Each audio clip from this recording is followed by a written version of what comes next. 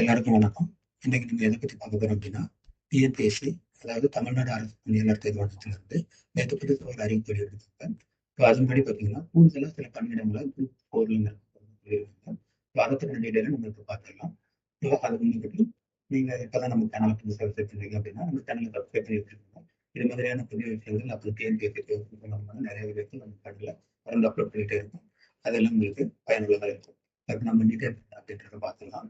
முந்தைய அறிவிப்பு, அதாவது கடந்த ஏப்ரல் மாதம் டிஎன்பிஎஸ்சியால் வெளியிடப்பட்ட அறிவிப்பின்படி கிராம நிர்வாக அலுவலர், இளநிலை உதவியாளர், தட்டச்சர், பிற்படுத்த தட்டச்சர், வனக்காப்பாளர், வனக்காவலர் இது போன்ற பணியிடங்கள் இது மட்டும் இல்லாம இன்னும் சில பணியிடங்கள் இருக்கு. அதுக்காக மொத்தமா 3934 காலி பணியிடங்கள் இருக்கிறதாகவும் அதுக்கான தேர்வுகள் நடக்கப்படுறதாகவும் சொல்லியிருக்காங்க. அதுக்கப்புறமா கடந்த செப்டம்பர் மாதம் இன்னும் சில காலி பணியிடங்கள் இருக்கு, அதையும் நம்ம திருப்ப போறோம் அப்படின்ற வெளியிட்டிருந்தாங்க. அதன்படி பாத்தீங்கன்னா மொத்தமா 727 காலி பணியிடங்கள் அன்னைக்கு அதாவது செப்டம்பர் மாதம் அதிகமாக அறிவித்திருந்தாங்க.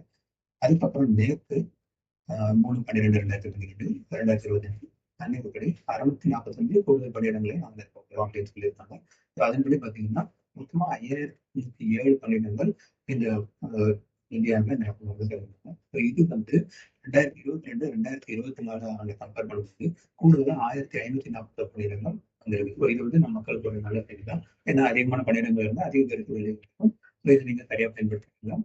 இதே மாதிரியான நிறைய விஷயங்கள் உங்களுக்கு தெரியும் அப்படின்னா கிளம்பி லைஃப் இருந்தால் உங்களை டிஎன்பிஎஸ்சி ப்ரிப்பேர் பண்ற உங்களோட நண்பர்களுக்கு இதை ஷேர் பண்ணுங்க. நன்றி.